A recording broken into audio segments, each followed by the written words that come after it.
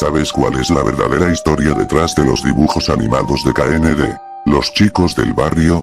Esto es un poco más complicado de explicar, porque casi todo el dibujo no es más que farsa, un truco hecho por la mente de un paciente, truco nada fácil de entender, y que la mayoría de las veces pasa desapercibido. Vamos directo a la historia, de manera rápida y bruta. KND no es más que solo un sueño, sí, y muy diferente a lo que todos pensarían. No se trata del sueño de número 1, pero sí de número 2. El chico gordo que soñaba con volar. Cuando era más pequeño, Tosh sufrió un accidente de tráfico junto a sus padres, gracias a que estaba sentado en el asiento de seguridad para niños en el asiento trasero del coche, se las arregló para sobrevivir. Fue llevado al hospital y esperó durante una semana a que un familiar llegara a buscarlo. Cuando la junta directiva del hospital se dio cuenta de que nadie iba a asistir, decidieron dejar la custodia del niño a un orfanato local. Los cuidadores se enteraron de su accidente, y decidieron colocarlo junto con otro niño que no tenía padres, un paciente de cáncer que dormía en la primera habitación de la sala. Tosh apenas salía de su habitación, a diferencia de su compañero de cuarto que siempre jugaba afuera, el pasatiempo de Tosh era ver cómo se divertía su colega. Fue entonces cuando Tosh puso la vista más allá de su compañero de habitación, vio a sus espaldas un árbol muy viejo con una caja en la parte superior, algo que se asemejaba a una casa del árbol. El interés se fue apoderando cada vez más del instinto de Tosh, hasta que decidió abandonar el dormitorio e ir al encuentro con la casa del árbol. Gordo, fue lo primero que oyó tan pronto como salió del dormitorio, era el chico matón del orfanato. Simplemente lo ignoró y siguió caminando, acercándose a la casa del árbol, sin mirar por dónde caminaba. De esa forma fue que chocó con una niña negra, que parecía ponerse nerviosa luego de no poder parar al pequeño. Llegó muy cerca del tronco y miró hacia arriba para deslumbrarse con la casa del árbol. Cuando puso el primer pie en el estribo para subir, una niña con una chaqueta verde le habló en voz baja, casi como si no quisiera ser escuchado. Es mejor que no supas. Tosh se detuvo, como si hubiera oído, cuando parecía que iba a preguntarle por qué había dicho tal cosa, simplemente se dio la vuelta y volvió a subir. Las gradas de madera estaban todas rotas, los clavos que fijaban las tablas sueltas al tronco del árbol, estaban todos oxidados. A medida que suba, Tosh se dio cuenta de que no parecía muy seguro, pero pensó que valdría la pena cuando llegara al final. Y así fue, al menos para él, como siempre había querido volar, se sentía bien en la cima del árbol. Toda la estructura interna era precaria, faltaba madera tanto en el suelo como en el techo, y en realidad solo tenía dos paredes. La acumulación de suciedad en la cima, daba la impresión de que nadie había estado ahí desde hacía un buen tiempo. Tosh se sentía tan bien allí que se apoyó sobre una de las paredes y se durmió. En poco tiempo, la estructura se vino abajo, número 2 cayó de cabeza al suelo y toda la madera que formaba parte de la casa del árbol caería sobre él. El impacto fue tan grande que sumió en el caos al orfanato. Los niños gritaban y corrían en todas las direcciones, los cuidadores llamaron a los paramédicos y esperaban para saber si el niño estaba bien. Después de un diagnóstico, se encontró que número 2 había entrado en un estado de coma, y como no tenía familia y el orfanato era un lugar humilde, el hospital pensó que la mejor opción era desconectarlo, ya que no podían hacerse cargo del pequeño. Número 2 murió en sus sueños, sueños que lo retrataban como él quería vivir, solo quería hacer amigos y jugar en la casa del árbol.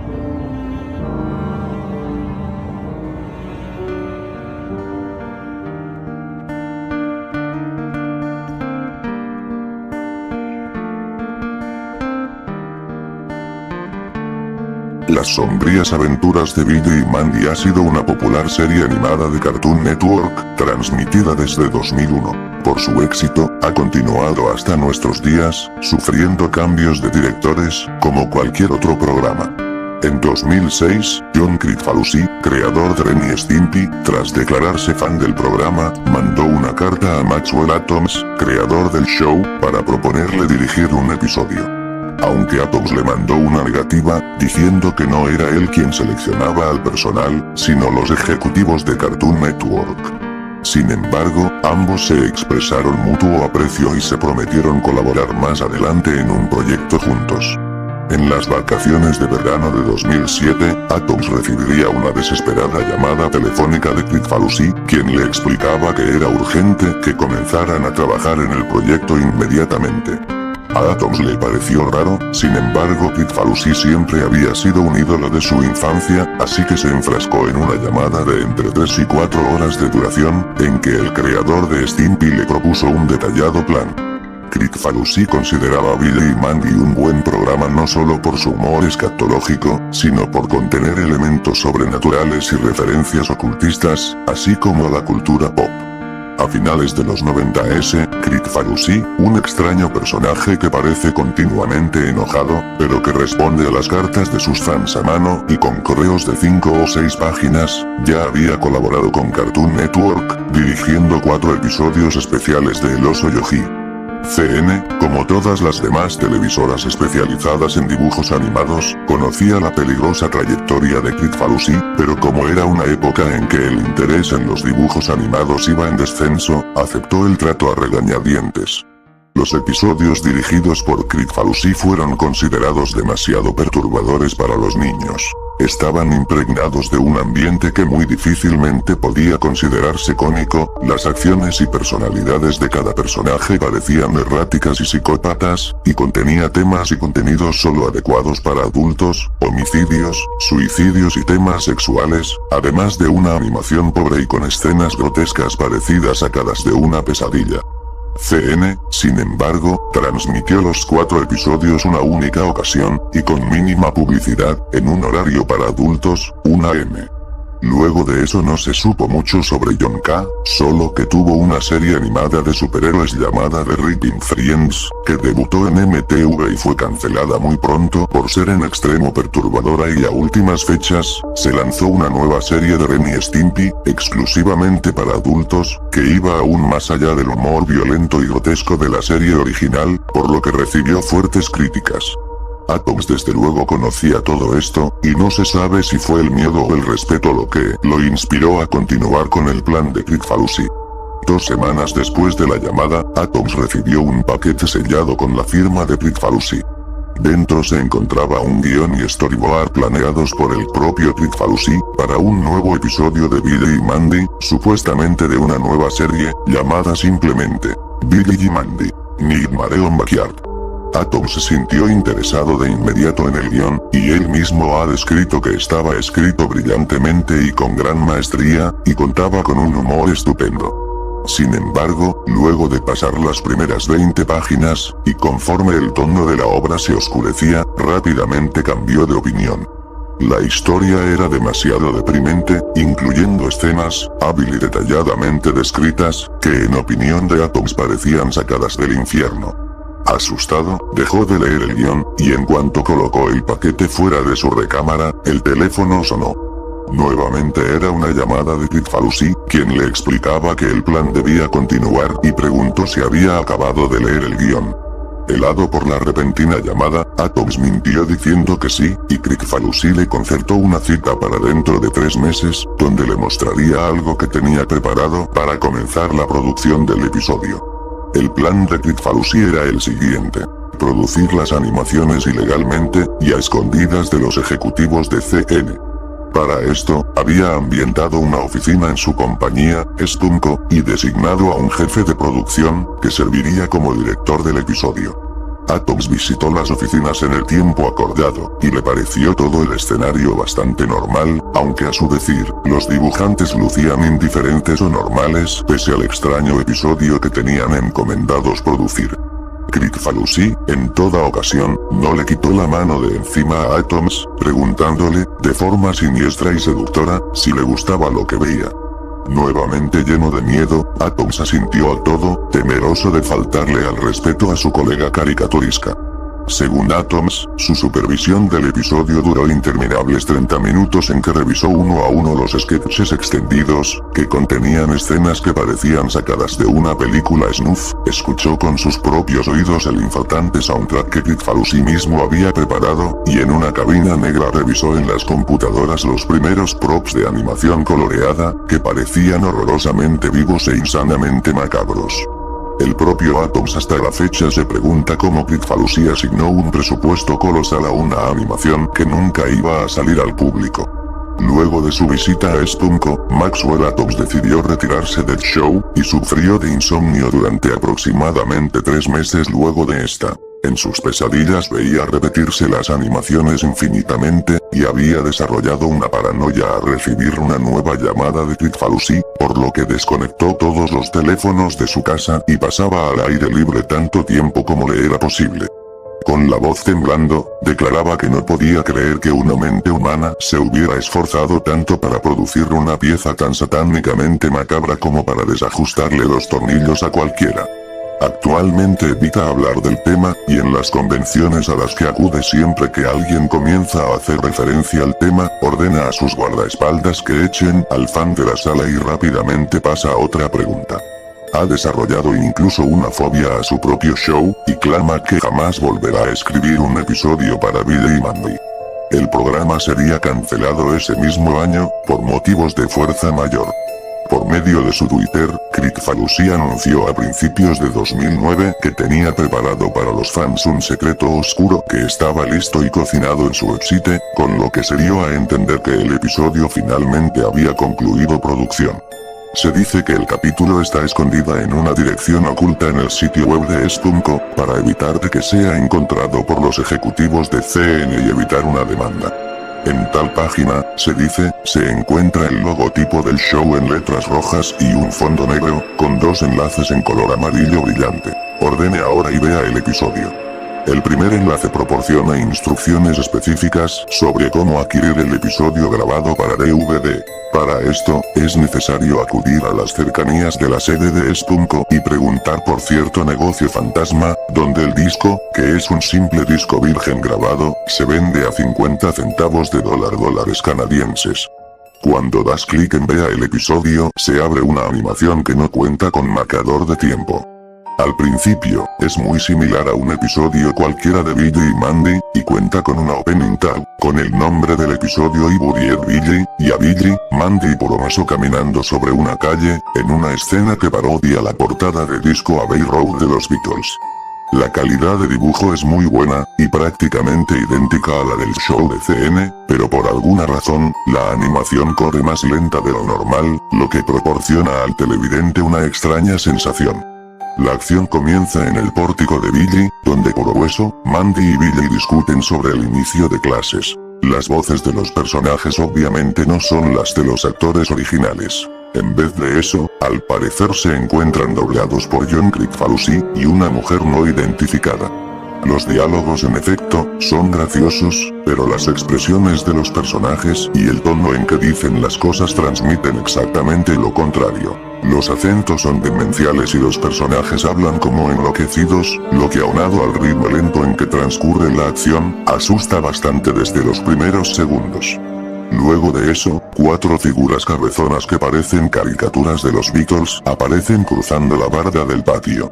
Estos personajes hablan animadamente, saludando a los televidentes, y caminan de forma similar al Keep on Trucking, mientras una alegre tonada que recuerda a Yellow Submarine suena de fondo.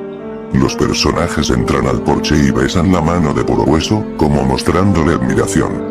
Billy y Mandy preguntan algo, a partir de ese momento, nuestro informante tenía tan crispados los nervios que decidió apagar el sonido, y en ese instante, el Beadle parecido a Paul McCartney se arranca la piel y queda desollado vivo, en una toma quieta similar a las de Ren y Stimpy, pero grotesca y detalladamente animada. El personaje chisporrotea sangre y los ojos, saltones y desorbitados, parecen bloquear pus, mientras al fondo parpadea una pantalla roja insoportable, durante retorciéndose más de 2 minutos. Ahora Porohueso tiene una sonrisa totalmente diabólica. Él y los demás Beatles rodean a Billy y Mandy, quienes lucen preocupados. Un círculo de fuego surge alrededor, y Porohueso toma a Billy de forma violenta. Billy parece llorar de terror, y entonces Porohueso lo desnuda con su hoz y comienza a sodomizarlo con el arma, de una forma totalmente realista, mientras maldice de forma exagerada. Mezclando de forma extraña el humor negro con escenas simplemente diabólicas, la escena dura mucho más de lo soportable, con varios acercamientos violentos en varias tomas. Mandy parece dispuesta a pelear, pero los Beatles dicen algo, y el escenario comienza a girar y a convertirse en el mismísimo infierno. Escenas desquiciadas de cadáveres, dibujadas de forma bastante rápida, demonios y escenas de tortura se alternan en la escena. Los Beatles restantes se transforman en bestias mutantes de formas terroríficas. Puro Hueso parte a Mandy por la mitad con su guadaña, desnuda el cadáver y la sodomiza una y otra vez, ahora con un rostro de oscuro placer, en medio de escenas parpadeantes, para terminar eyaculando borbollones de sangre de Mandy, mientras el cadáver de esta explota, arrojando sus vísceras por todas partes. La persona que, asegura, vio el vídeo, no puede contar mucho más después de eso, pues asegura que se encontraba demasiado alarmado, y no recuerda qué hizo para distraerse, o si simplemente cerró los ojos, pero asegura que hay cosas que no quiere recordar del vídeo. Pero parece que luego de eso comienza una especie de escena de aventura, con Billy y Mandy vivos de nuevo, aunque todavía desmembrados y seriamente lesionados, enfrentando a alguna cosa en el infierno, incluyendo escenas de distintos demonios, muy originalmente diseñados, efectuando varias acciones maniáticamente animadas. La escena corta al negro durante unos 5 segundos, y gradualmente se comienza a encender la luz. El ángulo es de una cámara, estilo intro de James Bond, con manchas digitales cubiertas de sangre, que empieza a enfocar a Puro Hueso y los Beatles restantes, en expresiones quietas y muy escalofriantes, posando de una forma similar a la portada del single Yesterday and Today, pero adornados con los restos de los cadáveres de Billy, Mandy y Paul, y con un paisaje infernal de fondo. Las expresiones en esta escena son tremendamente perturbadoras, con Puro Hueso y los Beatles imitando las sonrisas aparecidas en el álbum original, pero exageradas al límite de lo grotesco e inquietante. La escena permanece así durante 1 minuto, y vuelve a cortar. La escena final comienza haciendo un picado sobre el centro de una ciudad. 2 personajes indeterminados, pero que por sus rasgos, parecen ser caricaturas de 2 personas reales, tomando una malteada en un café. Los últimos 3 o 4 minutos del vídeo son tremendamente diferentes al resto del episodio, tratándose de una serie normal, sin ninguna clase de elemento horroroso. La escena es bastante lenta, pero corre a velocidad normal, y consiste simplemente en los 2 personajes hablando y hablando, con reacciones variadas, tranquilidad, argumento, preguntas, sanamente cómicas. El televidente volvió a subir el volumen, pero no alcanzó a escuchar gran cosa. Al parecer los personajes discuten sobre caricaturas y hablan citando varias frases de canciones de los Beatles. La frase final termina con uno de los personajes diciendo: "When reaper come stop town". Entonces la imagen se cierra con un círculo negro, típico de las caricaturas viejas, y aparece la palabra fin, junto a una caricatura súper deforme del Paul despellejado, todavía muy perturbadora, vestido de ángel, sollozando y murmurando algunas cosas.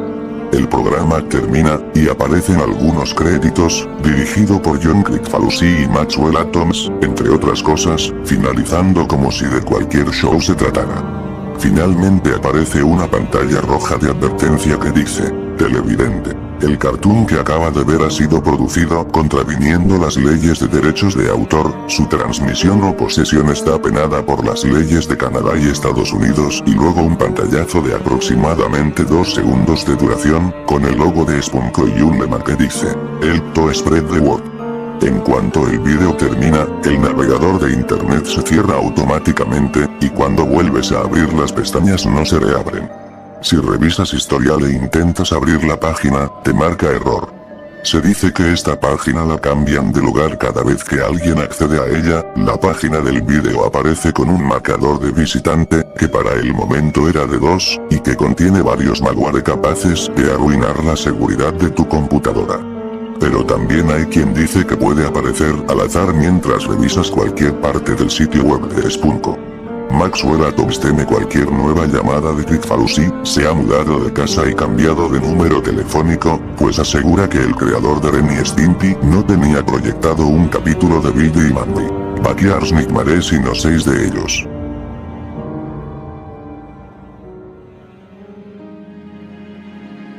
Nuestro padre trabajaba en los estudios de Cartoon Network, y colaboraba mucho con la caricatura de Coraje, el perro cobarde.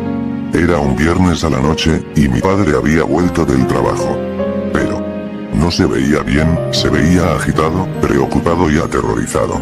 Le preguntamos por qué tenía esa cara, pero era inútil porque no nos prestaba atención, miraba a todos lados, como si buscara a algo o a alguien, y apenas nos podía hablar.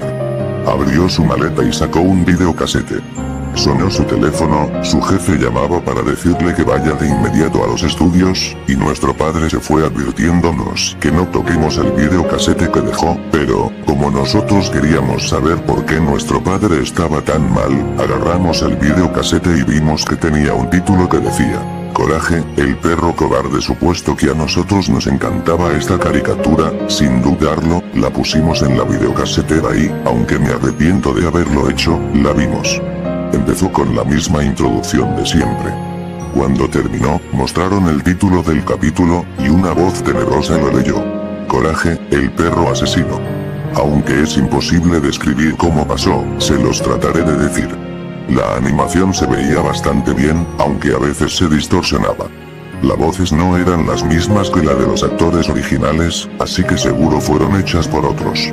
El capítulo empezó con Coraje, mirando de frente a la casa, pero no se lo veía ni de costado, ni de frente, solo de espalda y, además, a Coraje no se lo veía rosa, se veía más o menos violeta oscuro. Empezaba a caminar hacia la casa, pero no de la forma de siempre, sino que caminaba de manera normal y más lenta. Entró por la puerta de adelante y lo veía justo sentado en su sillón leyendo el diario como siempre. Entonces Coraje se le acerca y justo le dice: Estúpido perro. ¿Qué es lo que quieres?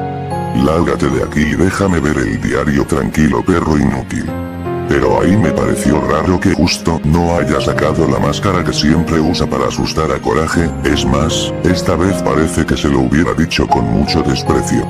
Algo raro también es que a Coraje siempre se lo enfocaba de espalda, nunca se lo enfocaba de frente ni tampoco de costado. Luego de esto Coraje subió por las escaleras y fue al cuarto donde está la computadora. Cuando entró y se sentó, la computadora empezó a hablarle a Coraje: ese viejo de justo te maltrata, ¿verdad? Dice que eres un inútil bueno para nada, ¿verdad? Te voy a dar un consejo. Mátalo. Mátalo ahora. Él se lo merece. Él nunca te quiso. Mejor mátalo ahora que tienes la oportunidad. Y, de repente, hay interferencia y la imagen corta bruscamente. Yo la verdad, me quedé sin palabras, y mi hermano palideció. Entonces intenté retroceder el capítulo para escuchar lo que dijo la computadora, pero no pude. Por alguna razón, no me lo dejaba retroceder. Entonces, quise pausarlo, pero tampoco pude. No podía hacer nada. Parecía como si la casetera se controlaba por sí sola. Después la imagen volvió, se lo ve a Coraje, aún enfocado de espalda, ya saliendo del cuarto bajando las escaleras. Coraje se acerca de nuevo a Justo, y este le dice: ¿otra vez tú, perro estúpido? Te dije que me dejaras ver el diario en paz. Justo saca su clásica máscara para asustar a Coraje. No obstante, Coraje no se asusta al verla, es más, se ríe de manera maniática. Justo le dijo: no entiendo. ¿Por qué no te asustaste? ¿Por qué te ríes y me miras con esa cara? Lo que vimos nos aterrorizó. Coraje agarró la máscara de Justo y la rompió. Agarró la cinta elástica de la máscara y ahorcó a Justo. La cámara los enfocó sin mostrar la cara de Coraje, quien miraba a otro lado. Coraje disfrutaba hacer eso, es más, aún se reía. Coraje agarró la silla mecedora de Muriel para partírsela en la cabeza noqueándolo. Intenté desconectar la casetera, pero no funcionó. El capítulo seguía. En el fondo, una voz grave y tenebrosa decía: vamos, Coraje. Hazlo. Mátalo. Se lo merece.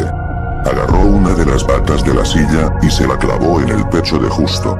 Lo que vimos nos horrorizó, ya no queríamos seguir viendo, pero no podíamos dejar la casetera funcionando sola. Se enfocó el cadáver ensangrentado de Justo. Coraje parece que otra vez se reía, pero esta vez más fuerte que antes. Luego Coraje entró a la cocina y la vio a Muriel y ella le dice: hola, Coraje. ¿Cómo estás? ¿Qué tienes en las manos? Bueno, de seguro es solo pintura. Le preguntaré a Justo qué quiere cenar. Cuando entra a la sala, le da un ataque de pánico y se pone a llorar. Sin embargo, su llanto de Muriel no era como de una caricatura. Muriel sufre un ataque al corazón y cae al piso. Mira a Coraje y le dice: ¿Tú hiciste esto, Coraje? ¿Por qué, Coraje? ¿Por qué? Nosotros palidecimos aterrorizados sin poder creer lo que veíamos. Se corta la imagen bruscamente. Intentamos romper la casetera para que esto ya terminara, pero la imagen volvió y seguimos mirando para ver qué ocurriría. Coraje caminaba a la puerta trasera de la casa lentamente. Las paredes se quemaban. Coraje se para lejos de la casa y la cámara enfoca a esta incendiándose. Después vuelven a enfocar a Coraje de espalda alejándose. Para en seco y voltea exponiendo su terrorífica cara con ojos rojos y sin pupilas. Nos señala y dice: no vuelvan a ver este capítulo nunca más en sus vidas, o sabrán las consecuencias. El capítulo terminó. Ya no sabía qué hacer, estábamos muy asustados como para irnos a dormir, así nos quedamos despiertos toda la noche esperando a que nuestro padre regresara a casa. Me preguntaba si esa era la causa de que nuestro padre estuviese tan mal. Cuando nuestro padre regresó a casa, le pregunté sobre el casete. A nuestro padre no le quedó otra cosa más que decirnos la verdad. Dijo que el capítulo lo encontró en un sobre el jueves por la mañana con una nota que decía: el capítulo ya está listo. Mírenlo. Todos los que estaban en el estudio vieron el capítulo, pero le pidieron a mi padre que se lo lleve y lo destruya, ya que, a pesar del humor negro y realista de la serie, no podían pasar esa clase de capítulos por la televisión. Una cosa que me llamó la atención, mi padre dijo que, cuando vio el final del capítulo, Coraje dijo: mataré a uno de ustedes, y la tortura del resto será la vida.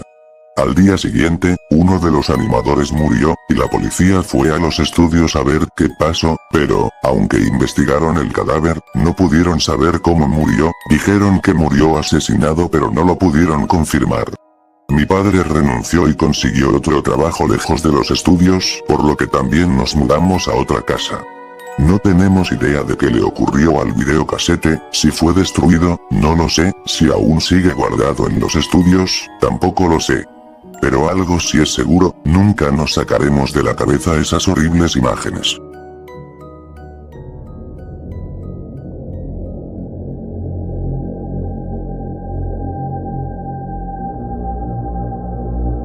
El fanatismo suele estar presente en diversos casos, puede ser a un grupo musical, a libros, películas, videojuegos, o televisión.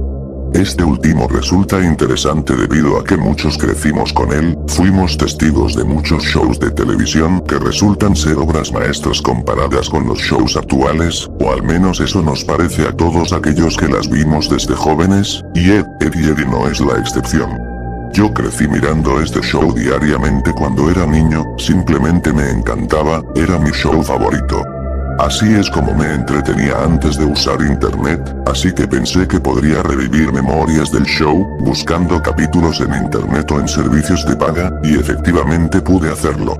Un día mientras estaba navegando me encontré con un blog que era administrado por varias personas, en donde usuarios a quienes les gustaba el show, tanto como a mí, compartían sus opiniones respecto a él y cómo es que el show había marcado a cada uno y lo que significaba para ellos y cómo es que los capítulos más recientes no se comparaban a los clásicos. No dudé en unirme a los comentarios y mencionar mi postura al respecto, pero el foro no solo consistía en opiniones, la gente constantemente compartía ideas para episodios que les hubiese gustado haber visto, dibujos e ilustraciones hechas por la comunidad con referencia al show, y más cosas variadas. Uno de los usuarios más activos que se hacía llamar 216 contribuía mucho en todos los aspectos, opinaba sobre todo, dibujaba e incluso editaba vídeos del programa para hacer parodias o cosas por el estilo, si se puede decir que alguien rendía culto al show, ese era él. En una de sus publicaciones de hace unos días, envió fotografías donde se podía apreciar lo que parecía ser las paredes de su recámara, donde tenía un gran dibujo con todos los personajes del show o al menos los principales, excluyendo a las hermanas Coel, pero se podía apreciar algo extraño en la pared de su recámara, algunos personajes del show, en particular Rolf, Kevin y Max tenían un punto rojo pintado en la cabeza. En la publicación el usuario comentaba en inglés: he terminado con Rolf, ¿quién es el siguiente? y en los comentarios de la publicación había gente opinando, también mencionaban nombres de varios personajes, pero el más mencionado entre todos era Honey. Poco tiempo después el usuario hizo otra publicación donde decía, la elección ha sido hecha, entonces el siguiente será Honey, ya saben lo que deben hacer, tienen 6 meses. En la publicación adjunto un montón de imágenes de Honey de todo tipo, tanto dibujos como imágenes sacadas del mismo show, incluso un archivo RAR llamado Honey's Moments. Me pareció un poco extraño y estaba totalmente confundido ya que yo no entendía la dinámica del proyecto, no tenía la menor idea de qué ocurría, así que revisé publicaciones viejas de Ed216, y entre ellas me encontré con una de hace aproximadamente 6 meses, en dicha publicación hacía algo similar a lo que hizo su publicación más reciente, una especie de convocatoria donde subía contenido sobre Rolf y alentaba a los usuarios con el mismo mensaje de antes, ya saben qué hacer, el problema es que yo no sabía qué hacer. Viajando hacia publicaciones mucho más antiguas, podía ver que hacía el mismo tipo de convocatorias pero con Kevin y Nats, y en la publicación de esta última, la cual era la más antigua, ningún personaje tenía un punto rojo en la cabeza, y en la publicación de Kevin, que era la siguiente a la de Nats, ella sí tenía un punto rojo en la cabeza. No era difícil el deducir lo que susodicho punto rojo significaba, el usuario marcaba la cabeza del personaje luego de que finalizara su respectiva convocatoria, pero se me hacía muy extraño que cada 6 meses hiciese una especie de collage sobre el personaje en cuestión y luego marcara su cabeza para así seguir con su extraña mecánica, pero ahora con un personaje más. Me resigné a no entender del todo lo que ocurría y mejor me dispuse a apreciar el contenido que había subido sobre Honey, y después de apreciar por un largo rato las imágenes pude notar algo extraño, pequeñas y diminutas marcas en las fotografías, tan pequeñas que solo ocupaban unos cuantos píxeles, eran extremadamente difíciles de encontrar, quizá estaba entendiendo de poco a poco la dinámica, había que encontrar pistas para algo, pero desconozco de qué se trata.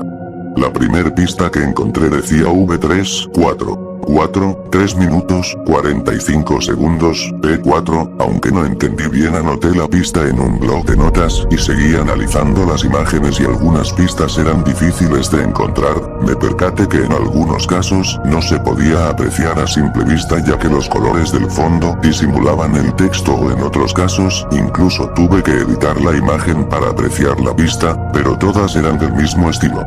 Al observar los vídeos pude ver que no eran nada del otro mundo, vídeos comunes y corrientes, así que me atreví a enviarle un mensaje al usuario preguntando en qué consistía la dinámica, pero pasaron días, semanas, meses, y nunca obtuve respuesta, así que olvidé todo el asunto y me dediqué a mis cosas. Tiempo después, mientras estaba limpiando mi PC, me encontré todos los archivos que había subido el 216 y el blog de notas que había creado con las pistas que encontré, eran 10 pistas y todas terminaban con una P y un número, decidí basarme en eso para ordenarlas del 1 al 10 solo para matar el tiempo y comencé a hacer cuentas, pronto se cumpliría el plazo de 6 meses, de hecho en unos pocos días, pero no le presté mayor atención y continué con lo mío.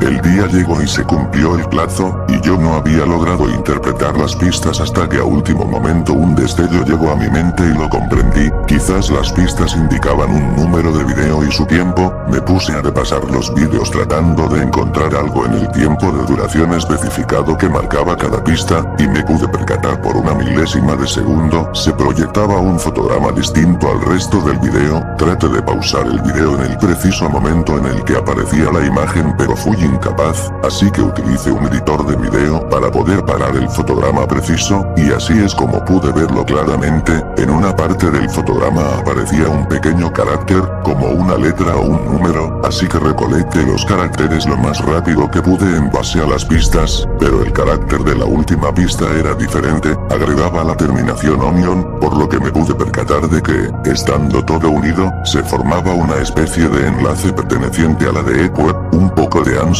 y miedo a la vez, y ahí apareció. Era una página muy extraña la cual tenía una ventana de video en el centro el cual decía la transmisión ha terminado, lo que sea que se haya mostrado en la página había concluido, había llegado tarde. Visité el blog de nuevo y apareció una publicación hecha hace algunos minutos donde el 216 decía, Acabo de terminar con Honey, ahora ¿quién sigue? Y subía de nuevo una foto de su pared en donde ahora Honey también tenía un punto rojo en la cabeza. Me sentí frustrado por no llegar a ver lo que sea que haya pasado, pero al menos ahora sabía en qué consistía la dinámica, quizá podría alcanzar a presenciar la siguiente transmisión. Ahora en la publicación muchos sugerían a Sara y el segundo más votado era Ed. Estuve revisando constantemente el blog pero no fue sino hasta después de 3 días que Ed216 hizo otra publicación donde decía lo siguiente. Pues la siguiente será Sara, pero no me gustó que muchos hayan votado por Ed. Él será el último y quiero dejarlo en claro de una vez. Esto se está tornando muy fácil y les estoy dando demasiado tiempo, por lo que ahora cambiarán un poco las cosas, les daré solo 3 meses para resolverlo y las pistas serán mucho más complicadas de encontrar.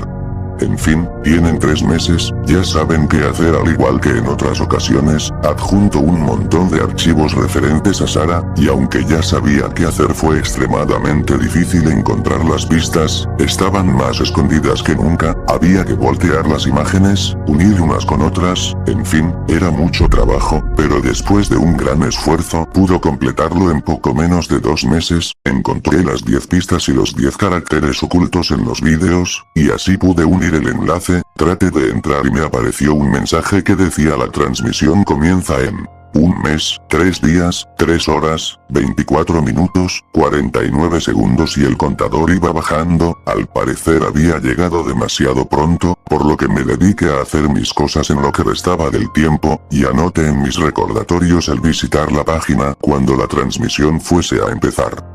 Pasó el tiempo establecido y me metí de nuevo al enlace, faltaban 2 minutos para que iniciara la transmisión, estaba ansioso por verla pero tuve que esperar esos pocos segundos para que empezara la transmisión, y comenzó. Se podía apreciar a un hombre que llevaba una máscara de cuero negra con una vestimenta común y corriente, y comenzó a hablar en inglés, estaba dando la bienvenida y felicitándonos a todos los usuarios que habíamos sido capaces de resolver el acertijo, y que como recompensa seríamos de los pocos en presenciar su acto. Guardó silencio por unos segundos y luego se salió de la toma para que la cámara pudiese captar lo que había en el fondo. Se trataba de una mujer amarrada y vestida con una camisa rosa, unos jeans azules, y su cabello estaba horriblemente pintado de un fuerte tono naranja, como si hubiera sido a la fuerza. No fue difícil el deducir que se trataba de una especie de cosplay de Sara, sin embargo se notaba que esa mujer se encontraba sometida en contra de su voluntad. El hombre que había salido al principio del video entró en escena con una vestimenta bastante descuidada que se asemejaba mucho a la de Ed. Este comenzó a gritarle cosas a la mujer y a golpearla, no pude distinguir qué le dijo exactamente, pero había logrado entender uno que otro insulto, los golpes se hacían cada vez más letales, la mujer gritaba por ayuda pero nadie acudía a salvarla, el brutal hombre tomó un gran cuchillo de cocina y comenzó a atacar a la mujer, empezando por su estómago, siguiendo con sus brazos y finalizando con su cara, hasta que la mujer dejó de gritar. No podía creer lo que estaba viendo, era una carnicería total, el asesino tomó los intestinos del cadáver de la mujer y los mostró en pantalla, había una pequeña sección de comentarios en las que todos pedían que se mostraran diferentes partes del cuerpo en pantalla, desde miembros hasta órganos, pero no lo pude soportar más, tuve que ir al baño para vomitar, y me quedé ahí mirándome al espejo. No comprendía lo que estaba ocurriendo y me aterraba el volver a mi computadora para cerrar la página, pero fue entonces cuando dejé de escuchar ruido proveniente de la PC, me acerqué y la transmisión había terminado. No sabía si llamar a la policía o si guardarme todo lo que sabía, así que decidí olvidarme del tema y pretender que nunca pasó, traté de bloquear el acontecimiento de mi mente a toda costa y olvidarme del blog de Ed216 y de todo lo ocurrido, y decidí nunca visitar la página otra vez.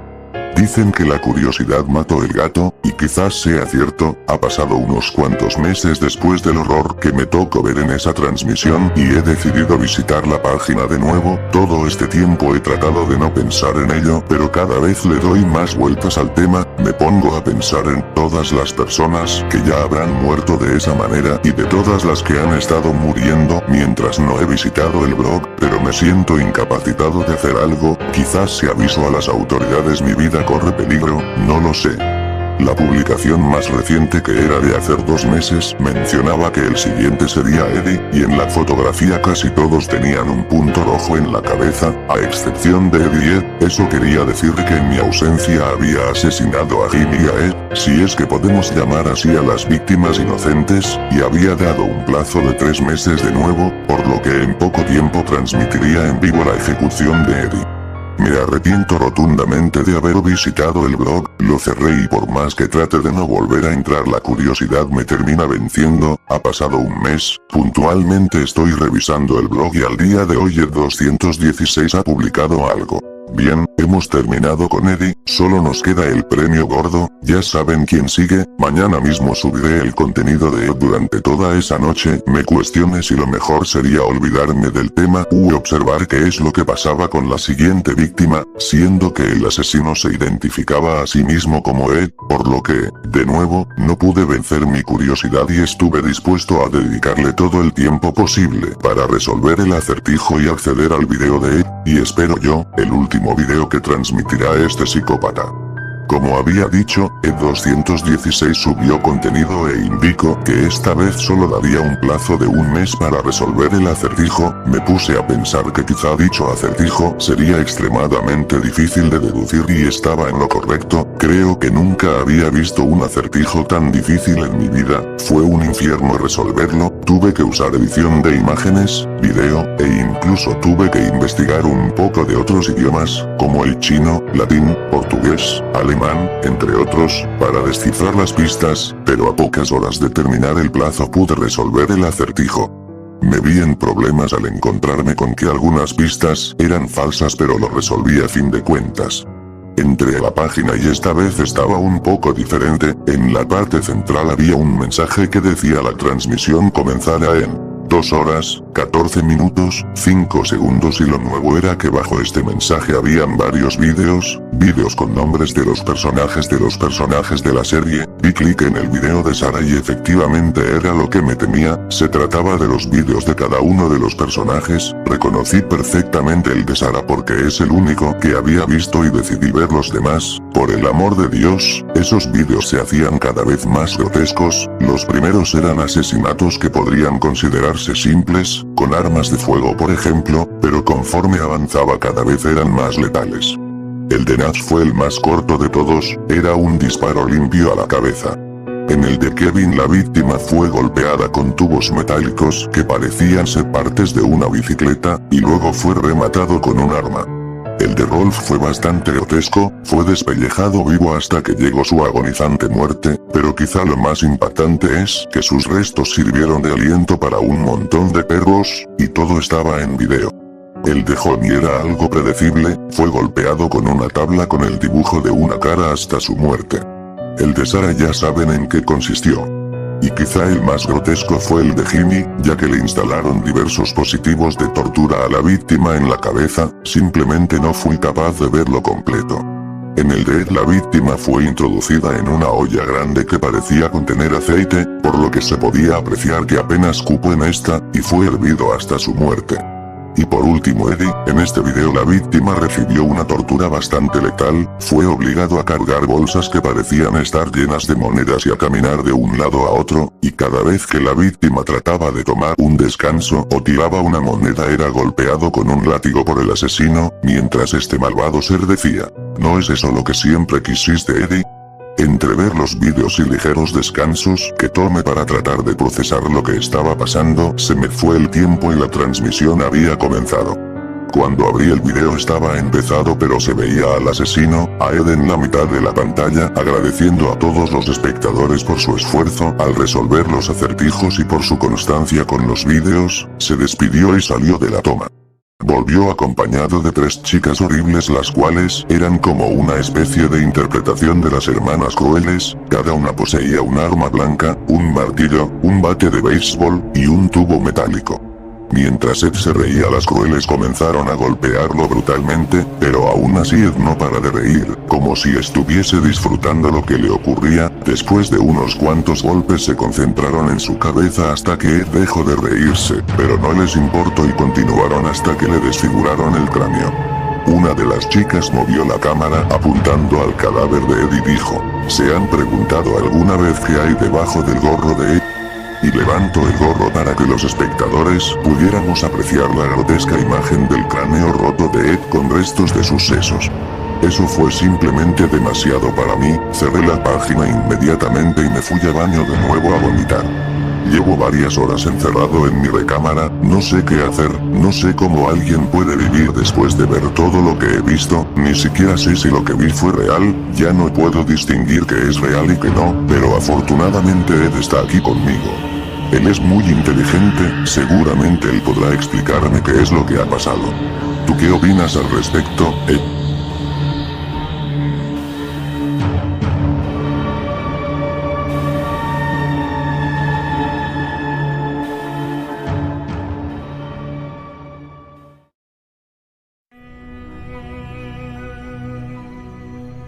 Los 13 cortometrajes de Tom y Jerry formulados por el director checoslovaco Gene Deitch son famosos por su mala calidad y naturaleza perturbadora, con efectos de sonido pésimos y animación aún peor, y tener una sensación más realista de la violencia.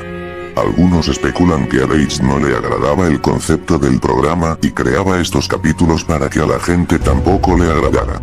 Lo que mucha gente no sabe es que Deitch firmó originalmente para hacer más de los 13 episodios el público tiene acceso.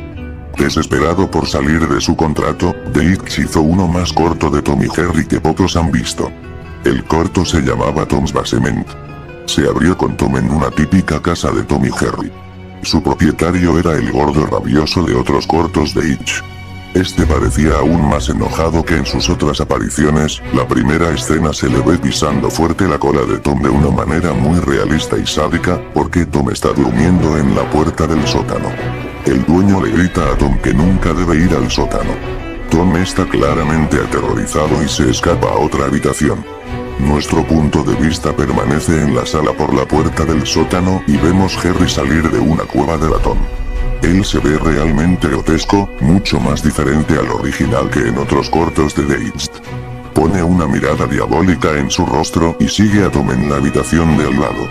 Los minutos siguientes son bastante realistas. Tom persigue a Jerry por la casa, como lo hace habitualmente, pero cada vez que pasa por la puerta del sótano el dueño le inflige una herida con una vara, hace esto 3 veces hasta que Tom termina sangrando en varios lugares y con una pata rota. Después de esto, Tom empieza a rogar literalmente a Jerry que no lo moleste más, en realidad no habla, pero él está llorando y hablando entre dientes, y se puede decir lo que está haciendo por su lenguaje corporal. Jerry solo se ríe de él y lo empuja de nuevo a la puerta del sótano. El propietario captura a Tom de nuevo y se enfurece. La cámara se acerca en su cara, que cambia de color y distorsiona, con lo que le grita a Tom con una voz mucho más fuerte que cualquier otro sonido en la caricatura. No puedo publicar lo que dijo aquí, pero definitivamente es vicioso y furioso.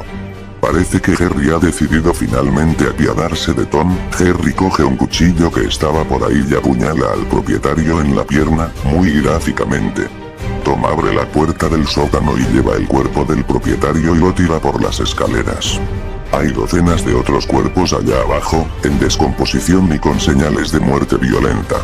Tom y Jerry se dan la mano y parece que han triunfado sobre el malo del episodio, pero Jerry pone una cara deformada y diabólica otra vez y dice a Tom, con una voz fantasmal, en el fondo, no lo crea. Jerry mata a Tom a puñaladas, y arroja su cuerpo en la pila. En la última escena se ve a Jerry plantando un cartel de se vende en el patio de la casa, con intención de hacerlo todo de nuevo,